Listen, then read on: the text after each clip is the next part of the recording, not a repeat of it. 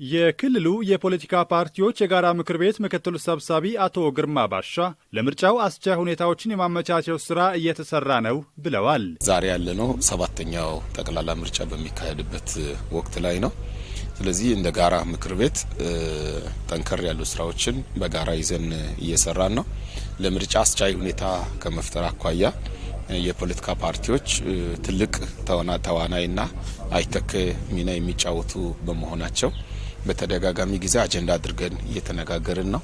በዚህ ሂደት ውስጥ የሚያጋጥሙ ለእንቅስቃሴያቸው እንቅፋት የሚሆኑ ነገሮች እንዳሉ ተነስቶ በጣም ጥቃቅን ቢሆኑም ግን ታች ወርደን እነዚህን የጋራ ነገሮችን በመፍታት አስቻይ ሁኔታዎችን ለመፍጠር ጥረት እየተደረገ መጥቷል።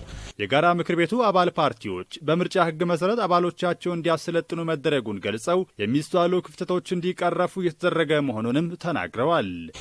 ከዛም አልፎ የፖለቲካ ፓርቲዎች የጋራ ምክር ቤት ላይ አባል የሆኑ ፓርቲዎች አባሎቻቸውንና ደጋፊዎቻቸውን በምርጫ ስነ ምግባር ሕግ መሰረት እንዲያሰለጥኑ እንዲያዘጋጁም የማድረግ ነገር ለመስራት እየተደረገ ነው።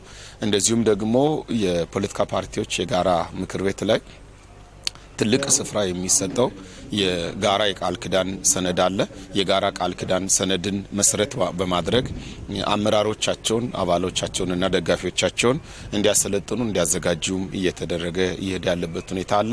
ቀሪ ስራዎችን ሁሉም ባለድርሻ አካላት በቅንጅት በመስራት የተሻለ ውጤት እንዲገኝ ማድረግ አለባቸው ብለዋል። በክልላችን የሚበዛው አስቻይ ሁኔታ ነው። በየትኛውም የምርጫ ክልሎችና የምርጫ ጣቢያዎች አካባቢ ተንቀሳቅሶ አባል ደጋፊዎቻቸውን ማግኘት የሚያስችሉ ሁኔታዎች አሉ።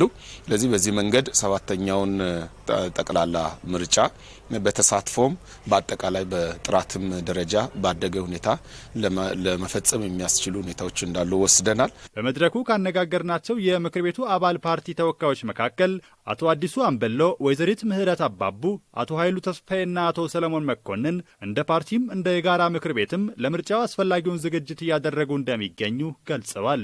እጩዎችን በሚመለከቱ ሁኔታ እንደ አጠቃላይ ከሁሉም ወረዳ በሚባል ደረጃ እጩዎች አሉን። ዘንድሮ ሰባተኛው ጠቅላላ ሀገራዊ ምርጫ ላይ የሚሳተፉ ክልሉን ወክለን ነው። እኛ በወረዳ ሁሉም አጠቃላይ በሚባሉ ወረዳዎች ላይ አሉ እጩዎችን ከሞላ ጎደል 90% በሚባል ደረጃ ወይ 100% ለሚባል ደረጃ እጩዎችን አሳትፈናል፣ አስመዝግበናል። የእነሱም ኮንፈርሜሽን ደርሶናል ማለት ነው። ሰባተኛው ጠቅላላ ምርጫ ሰላማዊ፣ ዲሞክራሲያዊና ተአማኒ እንዲሆንና በምርጫው ኢትዮጵያ አሸናፊ እንድትሆን የበኩላቸውን እንደሚወጡ ቃል ገብተዋል። ምርጫውም የተሳካ ወይም ደግሞ ፍትሃዊ፣ ዲሞክራሲያዊ ኦንላይን መሆኑ የበለጠ አዲስ እንትን ስለምንከተል ልክ ሌሎችን ስንናፍቅ ውጭው ዓለሞች የበለጸጉት ዓለማትን ስንናፍቅ የነበረው ነገር እንደገባ የምንገምተው ነገር አለ። ያንን ደግሞ አሁን ያለውን ነገር አስጠብቀን ተከባብረን እናንተ ብለን በአግባቡ ልክ ያለን ልዩነት በአንድነት ኮን ተነገን የምንሰራ ከሆነ ፍትሃዊውን ዲሞክራሲያዊ ሆኖ እናሳልፋልና ያለን የሚል ግምት አለ። እኛ እንደ ክልል ላይ እንደምንንቀሳቀሰው ሁኔታ ፖለቲካው በሚዲያው የተሻለ ስራ እንዲሰራና እኛም ደግሞ የተሻለ የፖለቲካ ስርዓት እንዲፈጠር ዲሞክራሲያዊ ስርዓቱ እንዲዳብር ምርጫውም ደግሞ ሰላማዊ ፍትሃዊ እንዲሆን እና ዲሞክራሲያዊ ሆኖ ደግሞ በሰላም እንዲጠናቀቅ እየሰራ ነው። ለምርጫው መሰረታዊ ጉዳዮች ከሆኑት መካከል አንዱ የመራጮች ምዝገባ በመሆኑ ሁሉም እድሜው የደረሰው ዜጋ በመራጮች ምዝገባ የጊዜ ሰሌዳ መሰረት እንዲመዘገብ ጥሪ አቅርበዋል።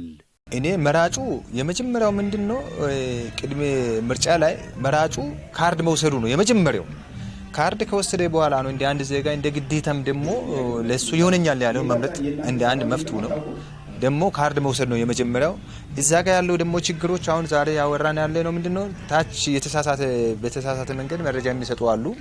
እሱ ምንድነው አሁን ፋይዳ መታወቂያ ለያዘ አይወስድም የሚል ካርድ መራጩ ካርድ ለመውሰድ ከመጣው አይቻልም ፋይዳ መታወቂያ ካላመጣ የሚል የተሳሳተ መረጃ አለ።